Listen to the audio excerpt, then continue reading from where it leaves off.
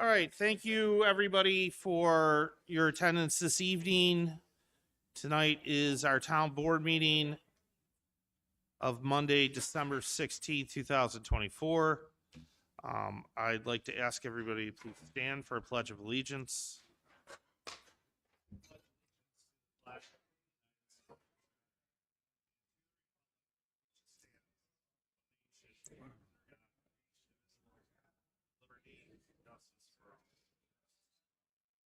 That I'd ask our town. Sorry.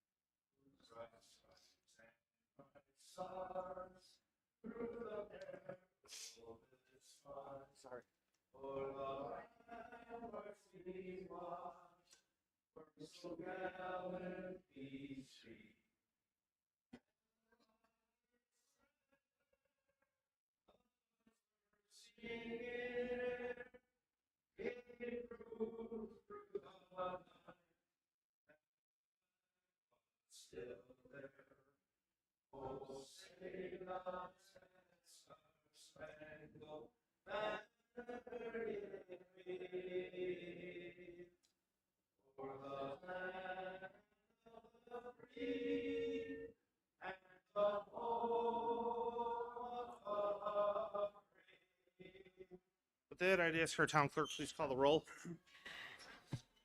Supervisor Copa. Here. Deputy Supervisor Lavin. Present. Councilmember Berger. Councilmember Berger. She's here. Councilmember Zucala. Here. And Councilmember Marinucci. Present. Thank you. Okay, the first item on our agenda is approval of minutes for Monday, December 2nd, 2024. A motion to adopt those as they appear on the agenda. Second. All in favor? Aye. There are no public hearings this evening. The first item on our agenda is Resolution 994, a seeker determination on 1050 New Road, SP 2023-09. I'll motion to adopt the seeker findings as they appeared. All in favor? Aye. Next item is Resolution 900. It's the adoption of a special use permit for solar energy project 1050 New Road, SP 2023-09. I'll motion to adopt that resolution as well. Second. All in favor? Aye. First item on our agenda this evening is public expression, opportunity for members of the public and audience to comment. I will motion to enter public expression at this time. Second. All in favor? Aye. There is a list. I'm going off of the first list, and then I'll grab the list off of the podium for a second. First is John Trabert. Please come up.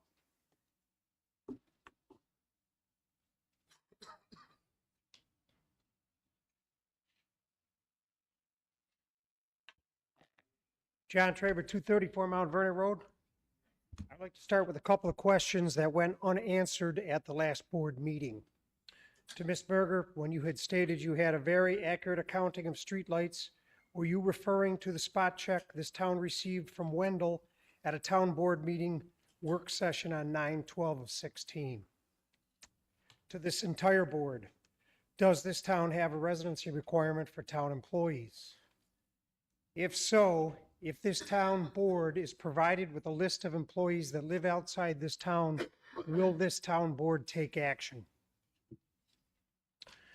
Now to the town's debt. According to a document prepared by auditors from Cheektowaga, Harris Beach Attorneys, and Capital Markets Advisors, LLC, the town shows a trend of outstanding indebtedness. On Table 9 of this document, it shows total outstanding debt from 2019 to 2023. In 2019, Amherst debt was $118 million and steadily climbs to $194 million in 2023. If this trend continues and current spending goes unchecked, the taxpayers in this town will be in big trouble. On a news clip from Channel 4 dated 12/5/23, the supervisor was interviewed regarding the 11.4 tax increase. I would like to paraphrase the supervisor's remarks. He explained that rather than saying it's okay to put more money on your credit card and kicking the can down the road, they would hedge against the future by raising taxes to pay for certain expenses rather than borrowing. But yet, the town not only raised taxes 11.4%, they did, in effect, kick the can down the road by increasing the town debt by another $20 million in 2023. In this same interview, the supervisor stated that the average resident with a $300,000 home would only be paying $280 a year.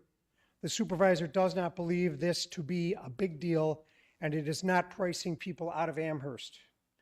It would seem that our governor would disagree, as she is touting New York's first ever inflation rebate, where she believes giving back $300 is almost life-changing. Apparently, when a local government takes an extra $280 annually, it is no big deal. But when state government gives you $300 in a one-shot deal, it can be life-changing. This town needs to get its financial priorities in order and start to chip away at its massive debt so they can avoid large tax increases and avoid kicking the can down the road. Thank you. Okay.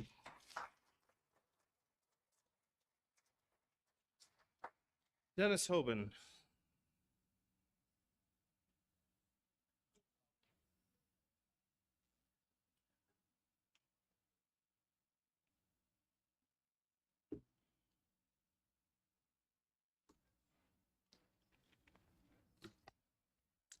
Good evening, Dennis Hoban, 216 California Drive, Waynesville, New York.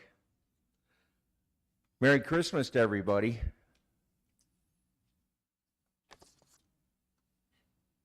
Merry Christmas.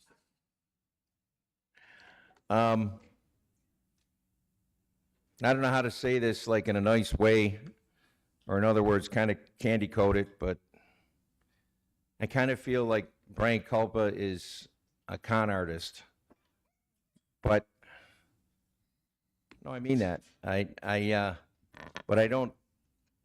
It's not like you're conning one person, or the con artist is conning like a company or something like that. You're actually conning every single person in the town of Amherst. And this board, every single one of these people that sits on this board is part of that con. Unless you're really not too intelligent, you have to be aware of this con. The spending is ridiculous. $194 million we're in debt, and then you just borrowed $6 million at the last meeting, and you had to do it, in one night.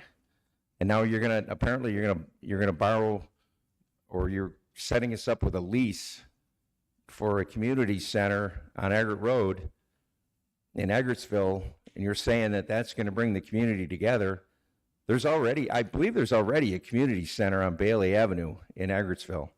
I don't know why you need two. Maybe you can answer that question for me. But I don't know. Brian came up to me before the last meeting and was really nice to me and everything. And I think he just was trying to placate me and didn't want me to come up here and discuss what he was doing with the $6 million. It seems to me as though you had the softball diamonds on some property that the town owned, and you sold them, Brian, and you got yourself in a pickle, but you want everybody to forget about that, and now you want everybody to think you're a hero by buying those softball diamonds back from a private real estate company. Seems pretty ridiculous to me. It seems like a con. So anyway, it's all I have to say. Merry Christmas.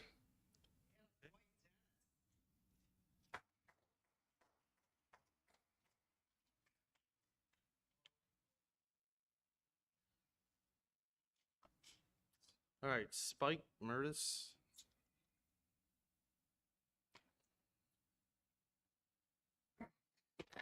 Spike Murtis, 170 Troydell Way. It's rather appalling that the building investors and developers request tax abatements because they do not have the sufficient funds to complete projects before it even starts. Per the Buffalo News on 12/15, Paul Bliss, a developer of a $14.4 million apartment building on Main Street near Transit has requested the following: $1 million in tax abatement over 10 years, $500,000 in sales tax relief to cover materials, and $81,000 in mortgage tax relief that applies to the Erie County. Bliss' request for tax relief is due to the overcome extra costs for demo and site development and cost overruns. This is at the taxpayer's loss of tax revenue while Bliss reaps the profits from rentals. If Bliss does not have enough money to start, then let him find more investors for his project completion, but not at the town's loss of revenue. If Severino can build apartments on Sheridan near Park Club without abatements, why can't Bliss do the same on Main? After all, Amherst is a town that has plenty of investors that relish to come here to invest without all of the giveaways. Property has a high value in this town, so let's quit giving away the town's taxes through abatements. Then we have the New Road Solar Farm. Okay, that project is from the Amherst Development, approved nearly $300,000 in tax breaks. That breaks down to $217,000 for sales tax breaks on a maximum of $2.48 million of equipment and $76,000 in mortgage recorded tax abatement. So who was the Amherst Industrial Development to approve this? So much for transparency. When does the town board stop with all these giveaways? Just what else is going on behind closed doors? We build Royal Park for the town residents for $5.6 million of tax money, and a bond issued for the Damien College has control over it for a rental of $1. The town board is awfully free with the giveaways. Okay, when does this stuff stop? I mean, the economy right now, people are hurting. We still continue to just keep giving away the taxes that would duly be coming to us. So why don't we think about this and let people know what's really happening here? Thank you.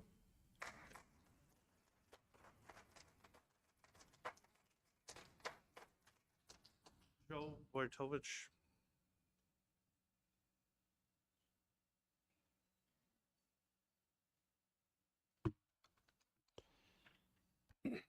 Joe Wojtowicz, 35 B. Cyrus.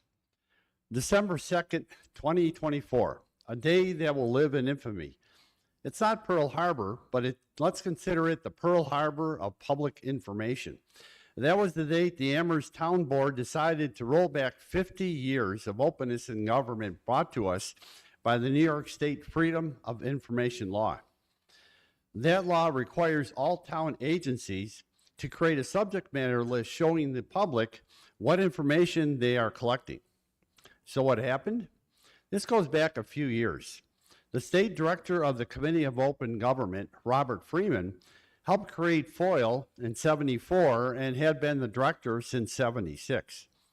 Robert Freeman was a great advocate for information. I read an article about him from 2015 in which he stated that the Cuomo administration was not being as open on releasing information.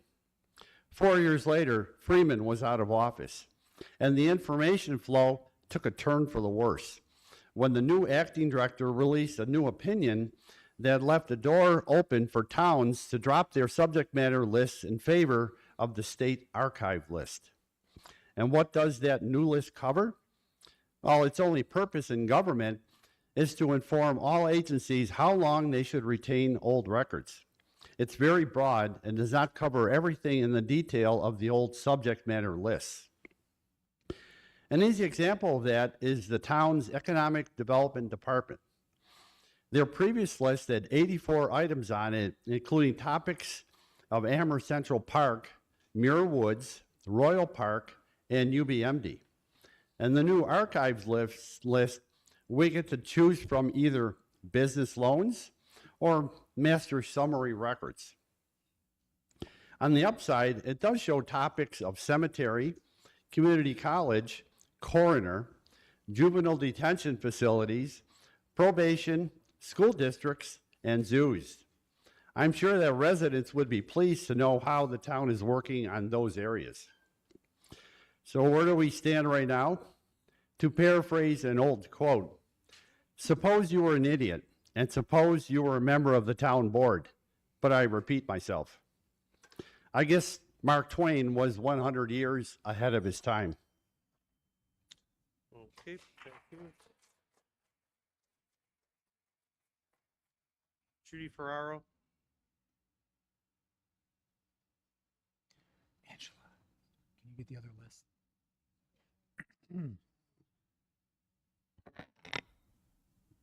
Judy Ferraro, Donnelly Boulevard. If Amherst is a shining city on the hill, it is because of the people, not the overpriced LED lights that you willy-nilly inflicted on the Amherst taxpayers. You all may be woke, but the people have awakened. We are the definition of what democracy meant to our founding fathers, not your self-serving definition that obscures logic and truth. You, with your convoluted, dodgy purchase of the former gun club property, is exhibiting, once again, government overreach and abuse by holding taxpayers hostage to underwrite your decisions in gifting to the preferred elite. Your ideology of massive deficit spending and taxing the working and middle class to cover it, even during a national economic and financial crisis, is unsustainable, destructive, and dangerous. This is reality in the lived experience of ordinary people. No one is interested in your joyful vision 5 or 10 years from now. It will not be a joyful utopia with the track you have us on today. You perpetrating gimmickry, bloated rhetoric, lies, zero transparency to advance your agenda, regardless of consequences, is what is total transparent. There will be a reckoning if we, in November 2025, have a fair and honest election. Thank you.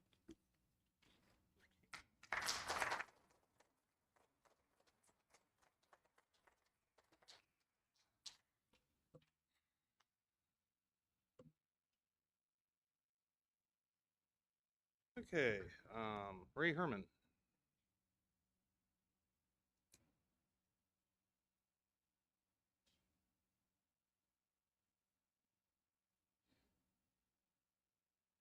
Good evening, Ray Herman, Oak Grove Drive. The reason I came in today was it was brought to my attention that is indicated in the agenda for the work session that one of the items in executive session was, quote, land use legislation. I'm at a loss to understand how that could be a subject of an executive session. There are exemptions in section 105 of the Public Officers Law, and it does not fit within any of those exceptions. So, and those exceptions are narrowly construed. So if there's an explanation, I don't want to prejudge anything, but it's been brought to my attention, and certainly any discussion of Yeah, land it's- use. It's a pretty easy explanation. I'll explain at the end after everybody's done. Okay, great. I just want to be fair. Yep. The second thing I was just going to mention is I've noted that you put new railings and at the front, and it is the front of our town hall. I don't think they're terribly attractive, but they're done. But the cupola really is all, it's the paint's coming off of it. I remember, I go back far enough that I remember when the town hall was fairly new, and there used to be a nice clock, and there was a carillon in there. It was, now it's just like a box with peeling paint. So, I just hope at some point it's on a work project to do. Thank you. Yep, thanks.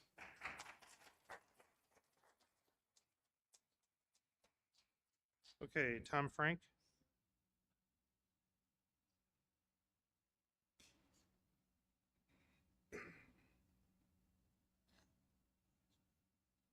Good evening, Supervisor Bryan, town board members. My name is Thomas Frank.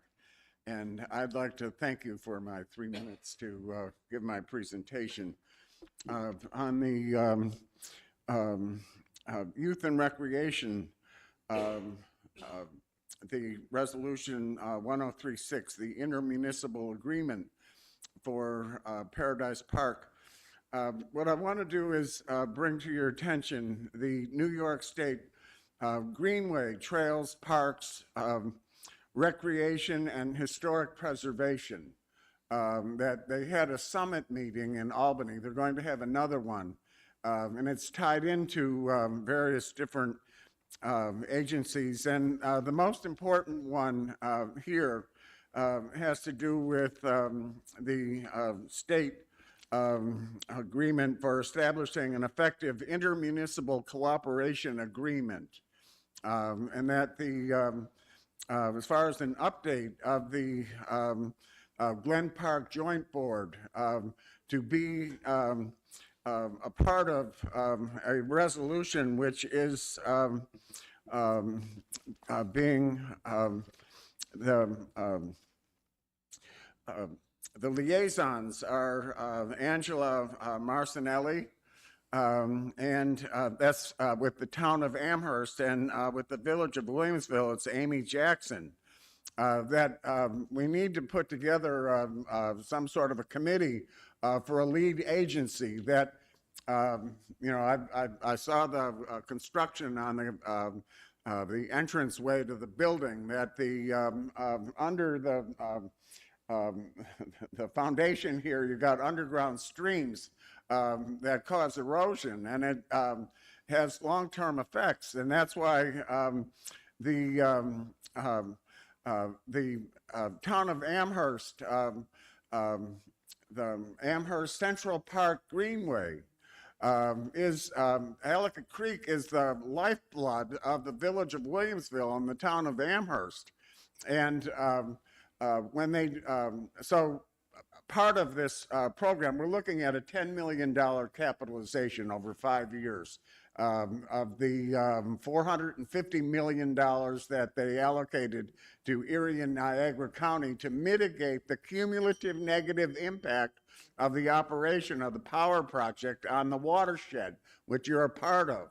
And so that as far as the agreement, and it would include all the parks that are in the watershed, that it's part of the Niagara River Greenway relicensing settlement, but also Ellicott Creek is a tributary of Tonawanda Creek and the Erie Canal National Heritage Corridor that the bicentennial is going to be in a couple of weeks. Thanks, Tom. You're welcome. Thank you. You do good work. I'm looking forward to being engaged in the process that the Village of Williamsville planning. Thanks. Right, the Thanks, Tom. comprehensive, all-inclusive master bicentennial plan from back in Okay, Tom, 2015. thank you. Great, thank you. Yep. Okay. Okay. Chris Strangowski.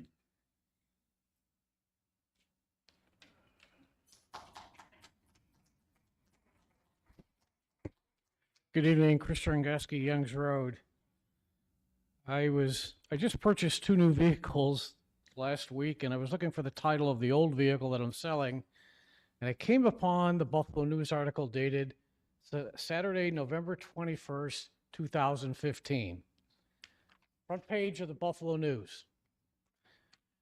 Shooting club site was to become a mixed-use property. Now, I'm sure none of us want to see that as a mixed-use property. I think we'll all be in agreement on that. I actually talked to some people in the commercial development area about the valuation the town bought that land for. And according to them, some of them feel that it really, depending on what you put there, the town, what potential uses could be done on that property, it's actually a really good value that the town acquired that property. Being a recreational guy, a big proponent of recreation that the town provides, this facility will really be amazing.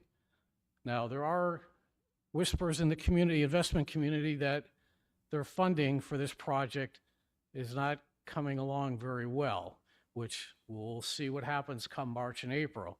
But in terms of valuation, the town gaining control of the land,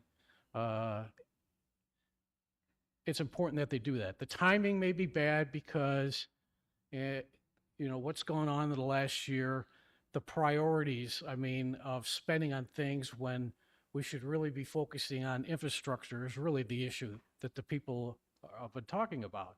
And even though in the long term, this is probably a great investment for the town to start executing, in the short term, people are very upset that the borrowing for really non-essential services in the town when essential services are in real need. So I just want to, this was talked about 10 years ago with this property. I hope it works out. I think it'll be a huge recreational benefit to the town. And I hope that, this is really what I said at the last meeting, a short-term flip. And if it doesn't come to fruition, I want to make sure that the town keeps this property for recreational use only and not try to sell it to some developer to put a large apartment complex facility on that property. Thank you. Okay, thanks.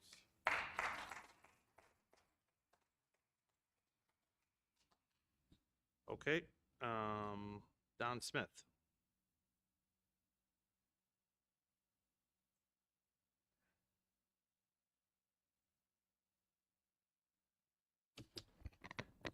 Don Smith, North Long.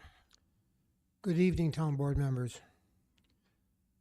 When I sit here and listen to the public expression of the people here in the town, which are town residents, people who spend their taxes, people who live here, and they're trying to get your attention to change your behaviors, that's more in line to what they say their needs are. Okay? That's what they're trying to do. But I don't see much response that tells the people here that, yes, we're looking for your benefit and we want them, with this, we're doing things for you in a way that convinces them. Somehow we've lost the art of conversation and being able to communicate here.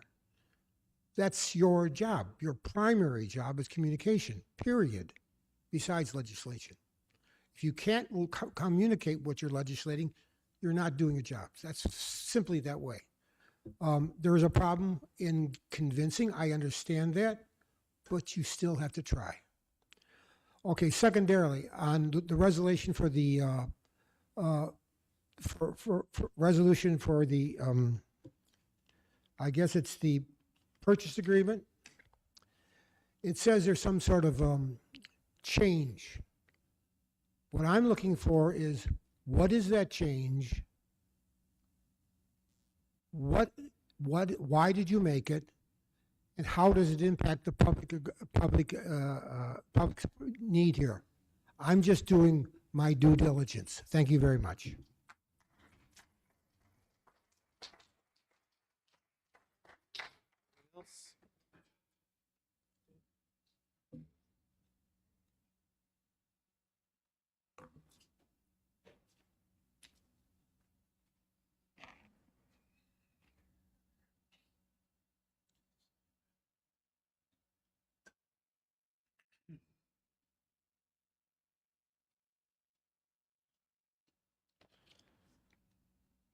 Evening, members of the board. Matt Plunkett, North Hill Drive. I was interested in Mr. Trabert's presentation. I did not realize the town's debt load was, maybe death is more appropriate, debt load $194 million currently.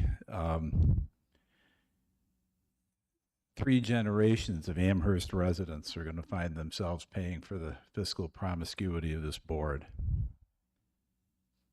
Mr. Zucala, back in October of 23, you showed up at the candidates night over at the Senior Center, and you assured everyone that construction would begin on the Boulevard Mall project in 2024. I don't think that's happened yet. And if it's going to happen, they'd better get to work because they've got 15 days left to go.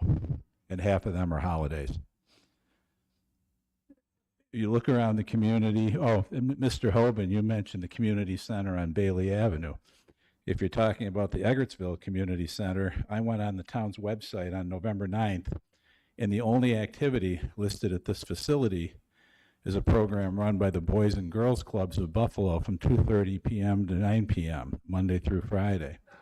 I went there a number of times between those hours, and if they were there, they're all invisible, and the doors were locked.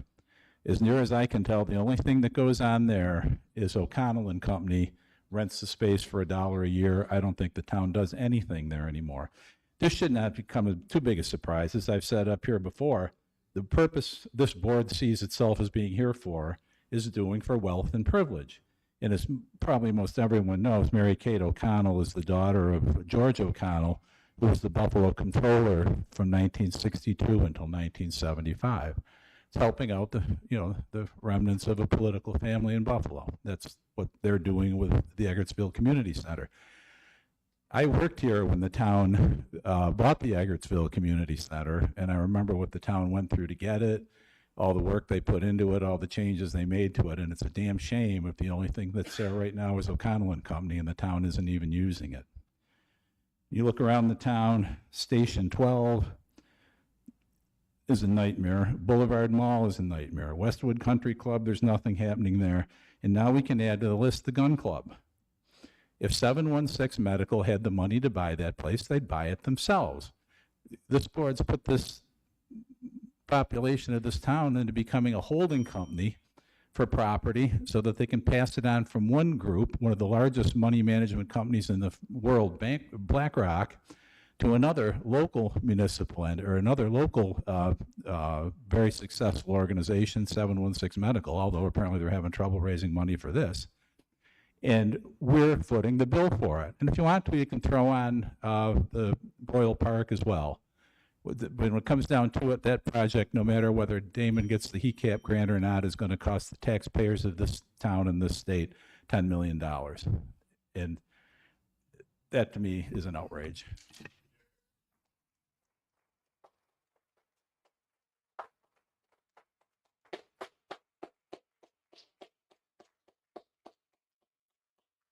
Anyone else? Seeing none, I'm going to motion to close public hearing or public expression. Second. All in favor? Aye. I will go through a couple of items relative to some of those comments or questions. The first is why lease a youth center at Eggert's, on Eggert. Frankly, we have an issue using the Eggertsville Community Center as a youth center. It is not located adjacent to a park or playground. We cannot use it for outside activities because it forces youth to walk across streets. That causes problems for the town as we're self-insured and some other issues having to do with the way the building's laid out and how we would have it certified to do after-school programs or summer camp programs. So in this circumstance, we get a purpose-built building for those activities. It's located next to Echo Park with direct access to the park and playground. We will be using it for after-school and summer camp programs, both of which we do collect fees to support operations. As far as the property itself is concerned and the value that we would be basically using it for, we will look towards block grants as this servicing a census tract set that is in need.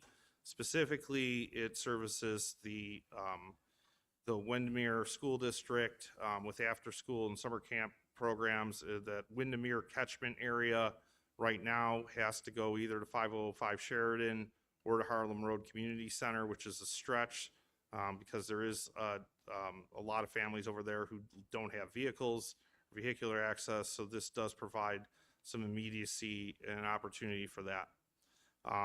What we decide to do ultimately with Eggertsville Community Center, it's more a community center. It's not necessarily a youth space. This is primarily a youth space.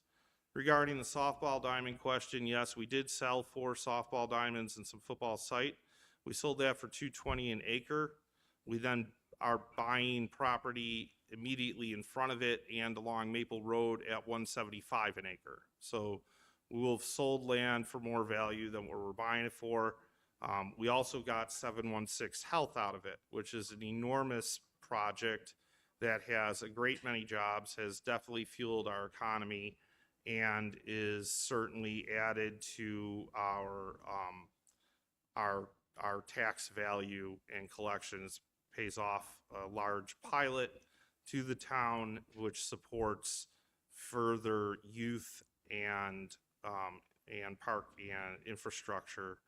And that project is done very well. It's overperformed. So out of all that, yes, we sold land at $220 an acre. We then bought land at $175 an acre.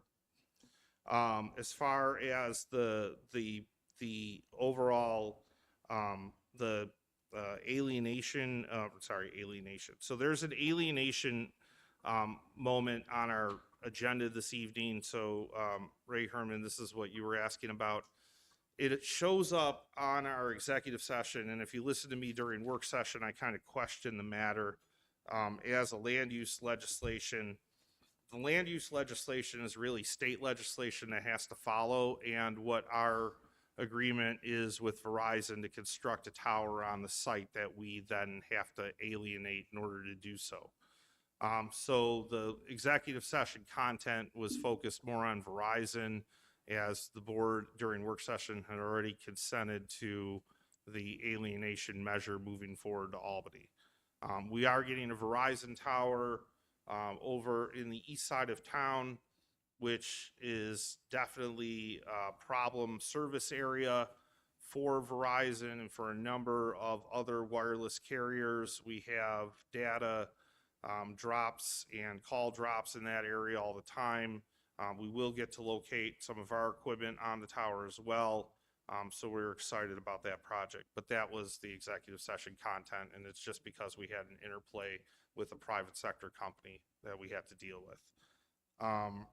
Regarding the railings out here, we're code compliant.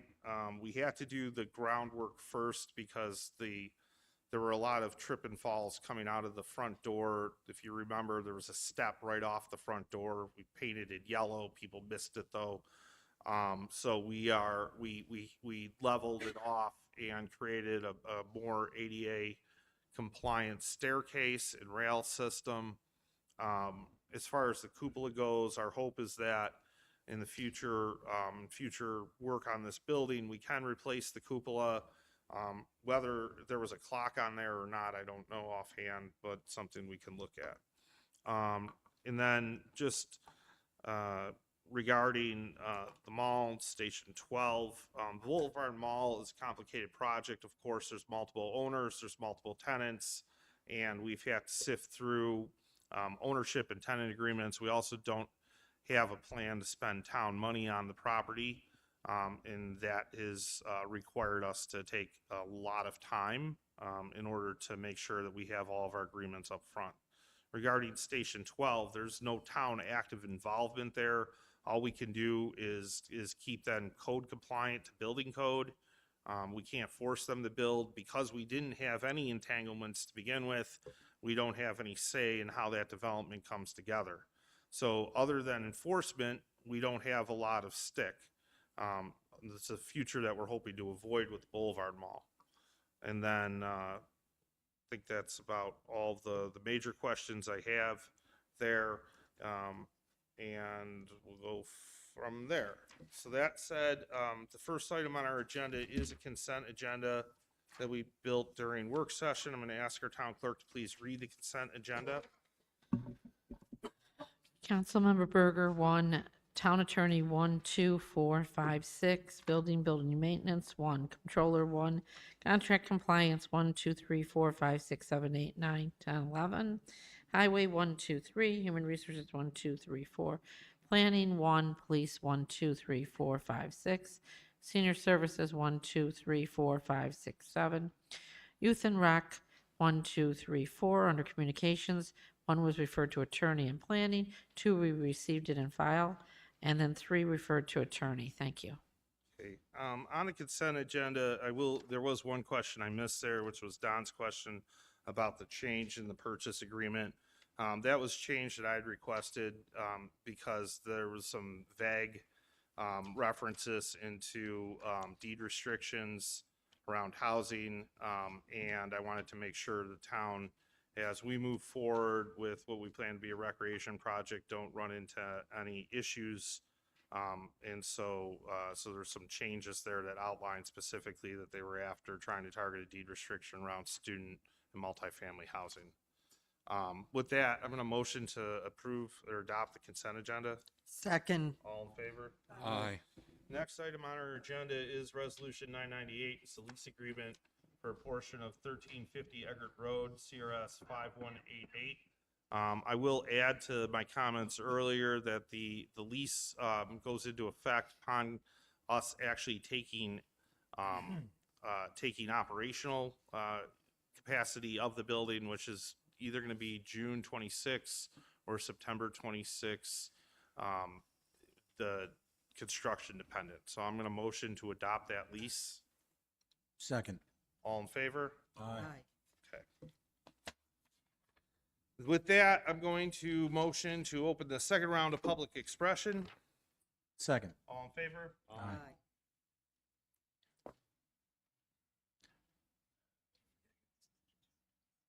Yeah, we usually do suspension first, but I'll do it after.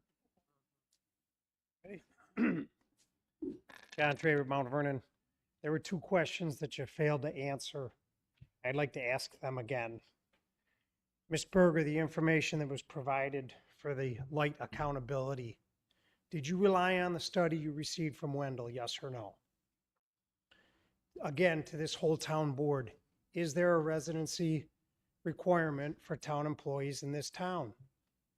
If so, and you are provided a list of people that live outside of this town, will you take action? Would you like to answer those now or afterwards? Well, you said that before, Mr. Supervisor. You did not forget, you purposely avoided me. All right, just one other comment. It came to my attention here. There was a announcement here for a clerk to the justice in this town. It says, please appoint a clerk to the town justice, permanent effective January 8th, 2024. The requirements for this are pretty minimal. Minimal is a high school degree. And the starting position of this salary, the salary is $94,971. It's my understanding this person does very little in that court building. And this is an appointed position as a favor from someone in the Democratic Party. This is the kind of stuff, the abuse that we're talking about. This motion was brought forth by Supervisor Kulpa and seconded by Councilmember Berger. Thank you.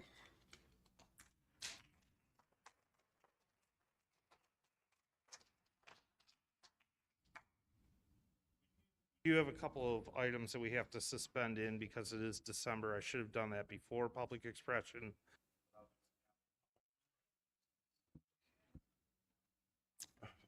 Thank you, Brian.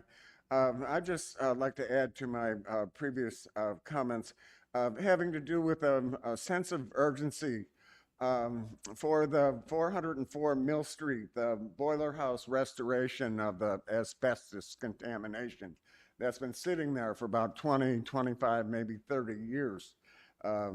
As part of the Amherst Central Park Greenway parks and trails that interconnect the parks along the Ellicott Creek watershed, as far as the groundwater table and the aquifer, to make it the Amherst State Park to become an environmental education center that's tied into, and this is why I commented on youth and recreation, that it has to do, the Greenway has to do with the trails. It's a statewide program that they've got like over 500 miles in the state, and they put in like 42 miles last year. That This is a part of the Niagara River Greenway that goes all the way to the French Fort Niagara.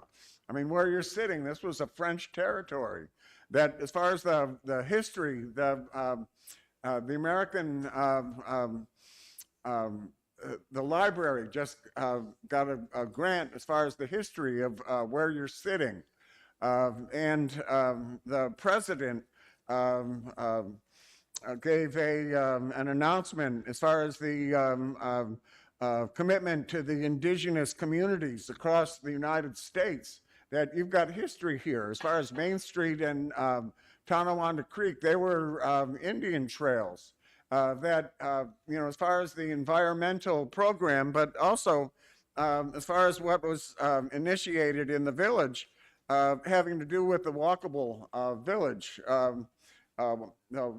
They've got a website that this is going to be like phase 2 as far as the traffic on Main Street. On certain days at certain times, you got traffic that goes from the thruway all the way to Transit Road, both ways.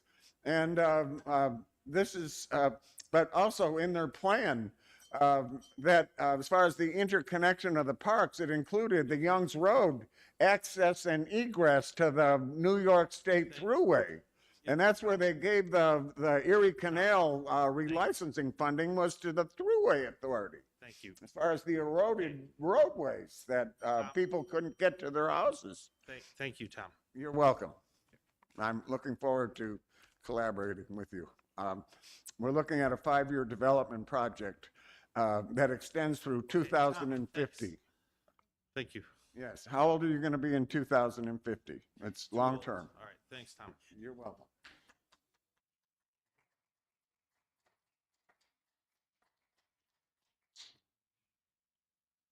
Jane Cox, Harlem Road. I wasn't going to speak, but since the subject came up tonight about residency requirements, I thought I'd throw my 2 cents in.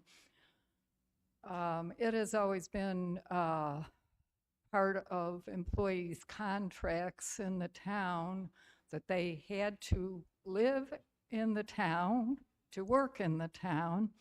And if they didn't live in the town when they were hired, they had to move in within 6 months.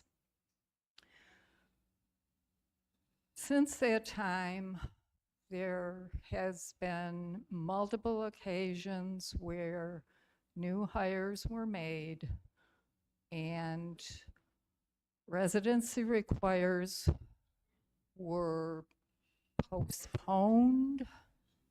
I'm not going to say waived, but postponed, where people didn't have to immediately move into town. When this happens in departments, it's demoralizing for the other employees in the departments that had to move into town. I don't know when the policy has changed or if it's just a matter of no one is following up. Or has the board or someone decided that you no longer have to live here? That's the question. But meanwhile, the contracted employees, I believe, all have to live in the town. So I'm guessing we're talking about the exempts. Thanks for listening. Thanks.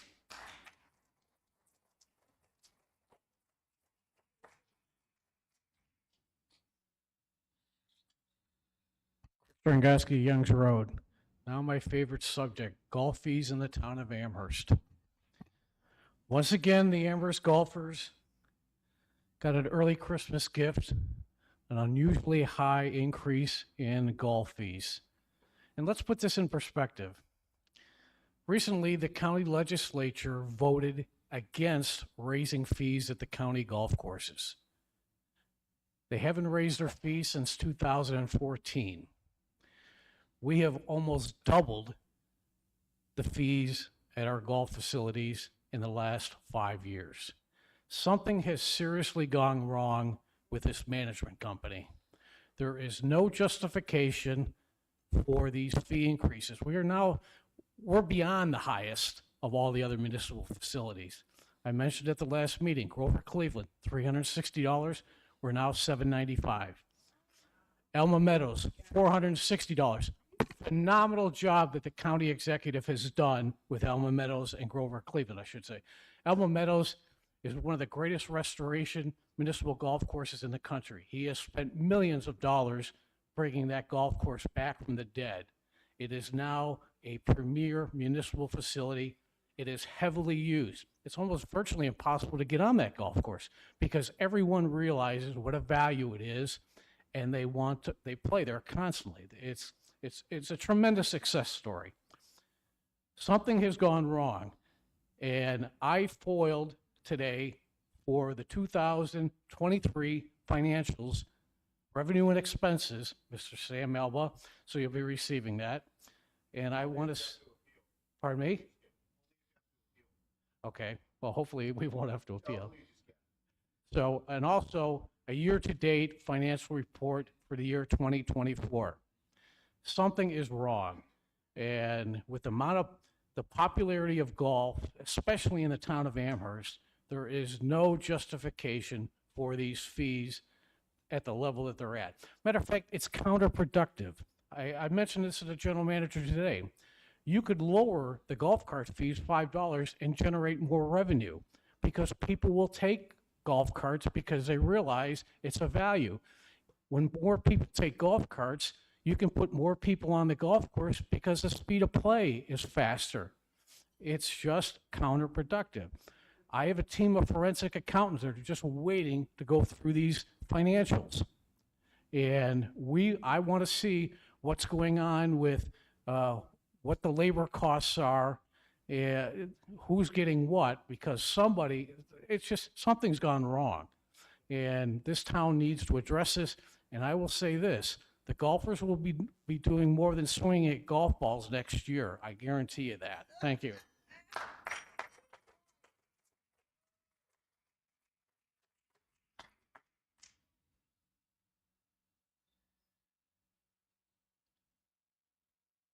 Bob Dirtle, 92 Chateau Terrace.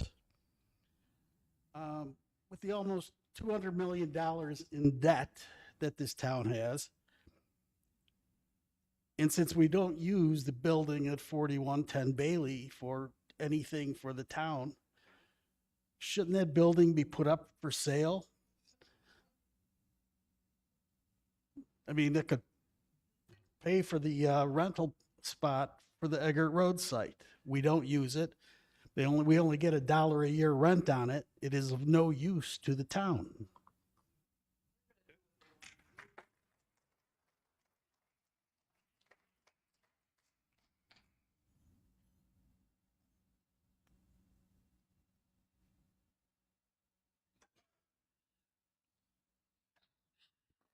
Matt Plunkett, North Hill Drive. If the town sold 4110 Bailey Avenue, they wouldn't be able to rent it to O'Connell and Company for $1 a year. So that's why it's sitting there largely vacant, but for the benefit of O'Connell and Company. That building served as a community center from the time it opened as one until, I don't know when suddenly it was decided it had to be shut down. I don't know, whether there was, some change in law that requires there to be a park nearby, or whether it was just decided, let's shut this down and we can rent it to O'Connell and Company for $1.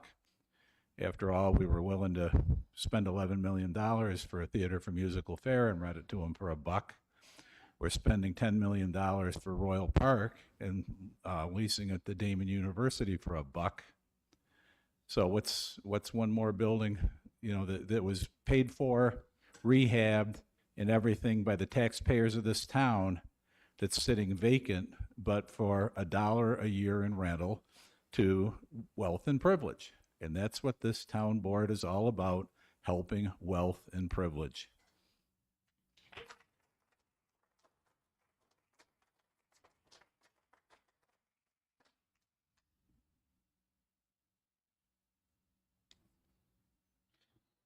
You need me to put my name on the sheet? No. I'm Christina Coyle-Lenz. I live at 64 East Chateau Terrace. And I wasn't planning to speak tonight, but I had something that I'd been thinking about. And I went to Chat GPT because as a resident, while I haven't been at the meetings, I've been watching on Zoom.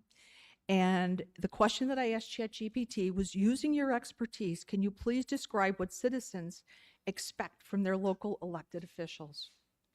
And here's the response.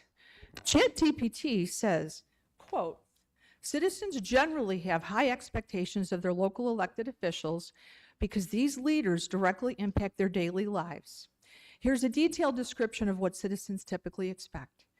And before I go on, I would like to say this. It's the end of 2024.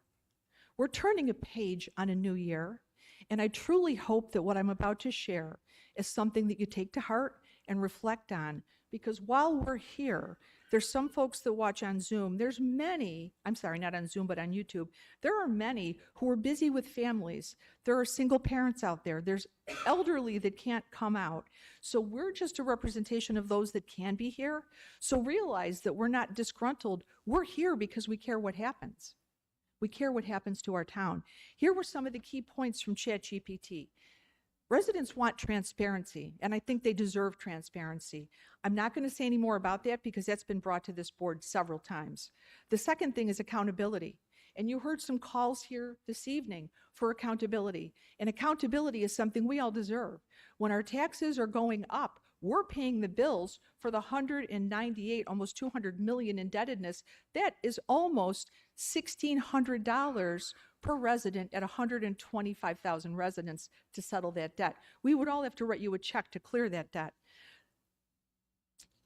The next thing, I'm going to jump past a couple of these because they're kind of obvious. Effective problem solving. When there's snow, you need to address it. You know, when there's a broken water line or whatever it is that needs to be addressed in terms of infrastructure, it has to be addressed.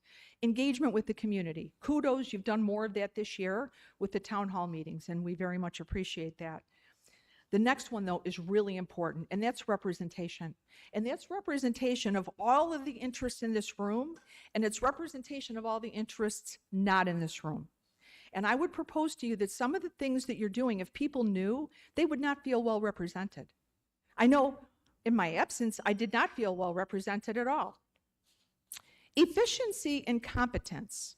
Efficiency means we look at everything, how we spend other people's money. Government is obligated to be responsible with spending other people's money. And you can spend your own money any way that you wish, but when it's other people's money, you've risen to a new level. We look for vision and leadership. And vision and leadership is not about the vision of the electeds. It's about the vision here. And finally, integrity. And just one last thing to say about integrity, that's maintaining trustworthiness and reliability, and that encompasses everything else that I just shared with you. Thank you for my 3 minutes.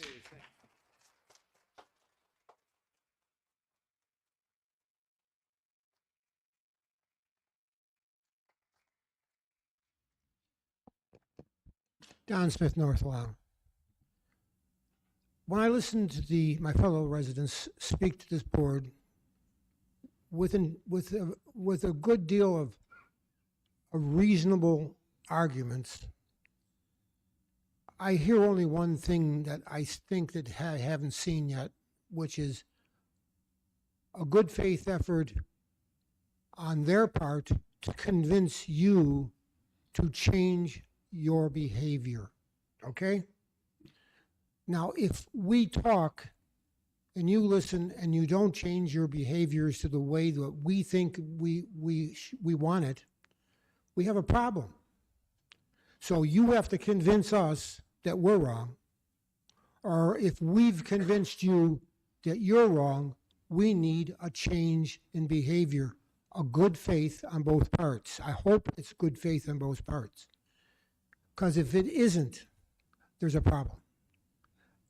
I think the one issue that seems to be coming up all along is the increase of long-term debt. Okay? Long-term debt needs to be addressed. The number that we're seeing comes from the audit report, table 9 of the audit report on the budget line on the website. That's where the 198, that's 118 to 198. Now, it's a little $20 million, actually less than that. But long-term debt with expenditure, they do different expenditure changes so they can say this long-term debt goes for water and therefore it doesn't count. But the long-term debt is important, and the impact of the long-term debt needs to be addressed in such a way as we understand what the impact is going to be going forward for 3 years, 5 years, 8 years, and 10 years. We need to know those things. What does it mean that we're not getting?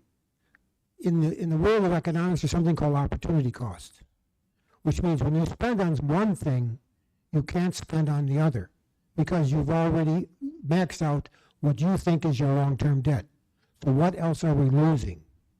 And I think we have to understand what the opportunity costs are and why the mission statement of this board is different than the mission statement of the people who elected you. This is something we have to come to grips with. Because right now, I think you're not listening to the population here who says we have a different mission statement, or at least you've got to convince them that your mission statement is better. Thank you very much for listening.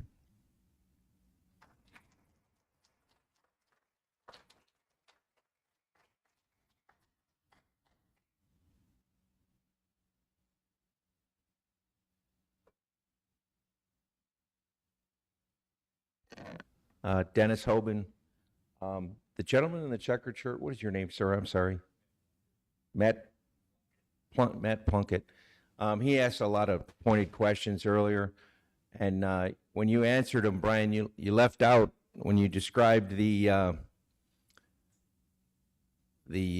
timeline for the girls softball league, you left out the fact that you spent $2 million of tax money building 4 softball diamonds on property that the town didn't own. It's funny, you're smiling. That's funny.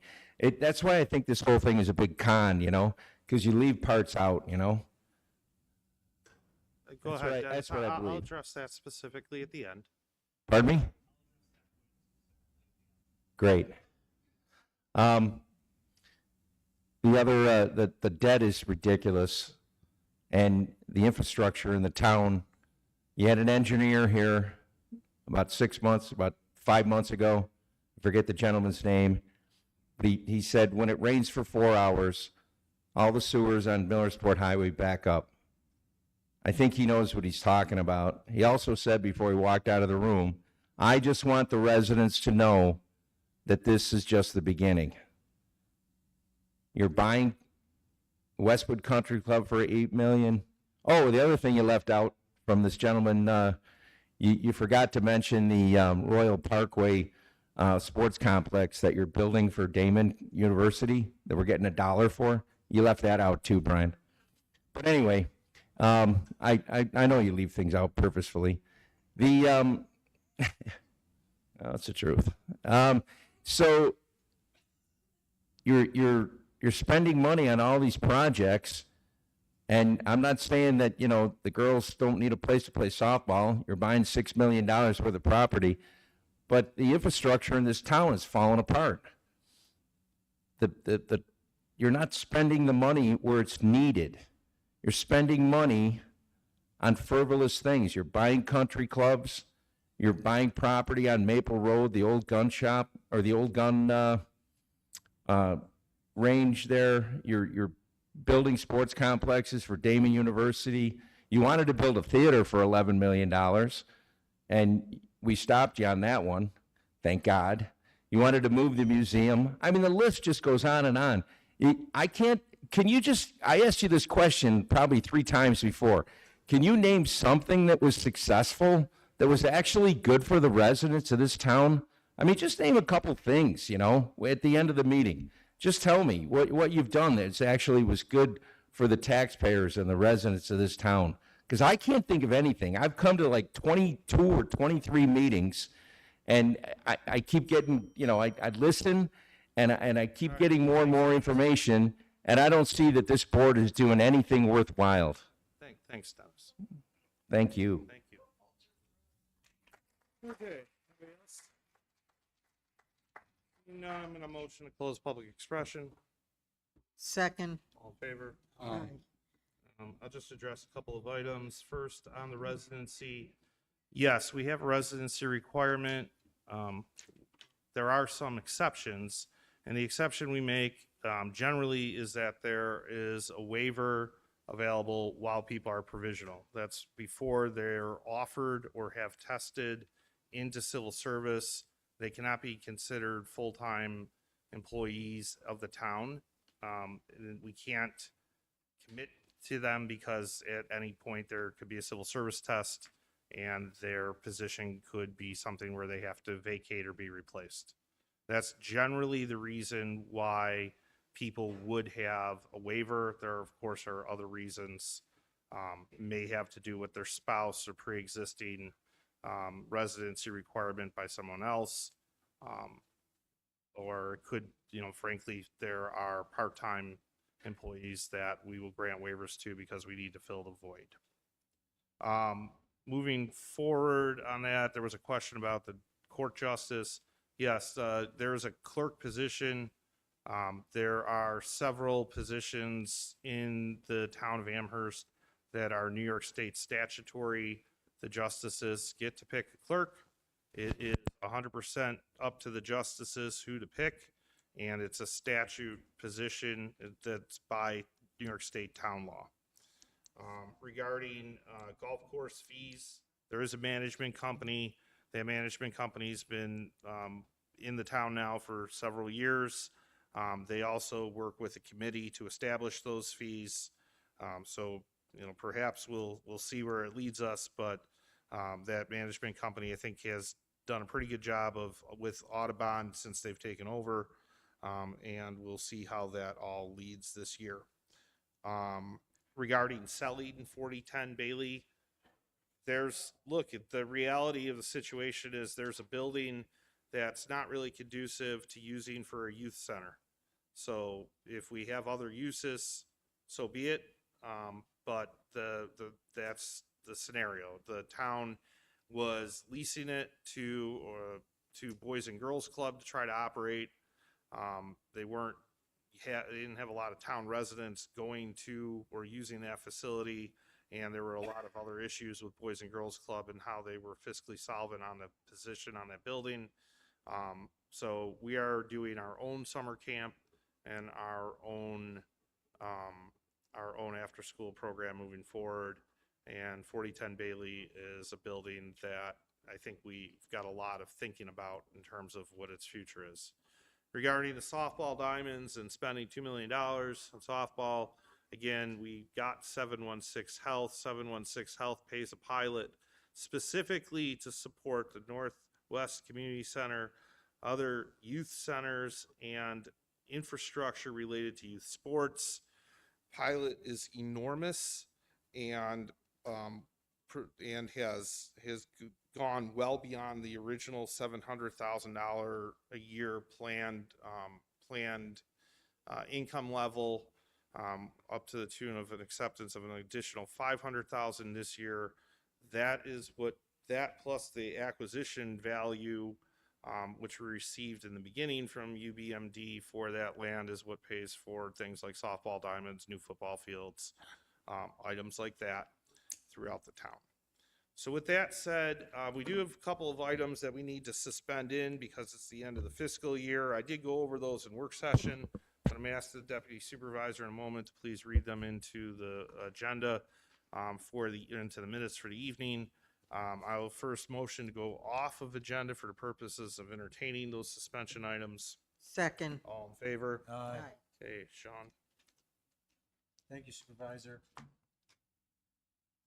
So our first resolution suspension is Article 7 matter regarding Tim Donut, the U.S. Incorporated Caravan property tax. This is an Article 7 that needs to be done at the end of the fiscal, and I so move. Second. All in favor? Aye.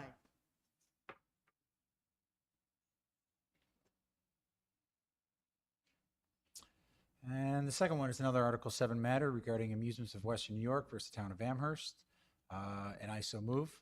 Second. All in favor? Aye. It's okay. Same company? Oh. Oh, okay. Another one for Amusements of Western New York Incorporated versus Town of Amherst. Another Article 7 matter. I so move. Second. All in favor? This is an Article 7 matter regarding Spring Bank Develops Incorporated versus Town of Amherst. Another Article 7 matter, and I so move. Second. All in favor? All right, this is the temporary access agreement with Catco. So I'll read this one. The town board authorizes supervisors to execute the attached temporary access agreement with Catco for its use on town property for the above purposes pending successful completion of the contract routing process, and I so move. Second. All in favor? Aye. This is regarding a suspension item for our stop loss insurance. Following the request for the 12/16 board agenda, please approve the attached proposal with LHM Life Insurance Company of New York for stop loss insurance related to the town's medical and prescription program. Proposals received from 2 companies, with 3 additional companies declining to quote. After meeting with our employee benefit consultant, we are recommending the town to renew the current carrier at our current deductibles, and I so move. Second. All in favor? Aye. And this is with our IT department. Request the town board to approve the supervisor to sign the attached program signature form, which will allow the town of Amherst to purchase Microsoft licensing products through SHI as part of the New York State OGS contract, and I so move. Second. All in favor? Aye. Okay. Okay, with that, I'm going to motion to return to regular agenda. Second. All in favor? Aye. Next, I'm motion to adjourn the town board meeting. Second. All in favor? Aye. Wish everybody a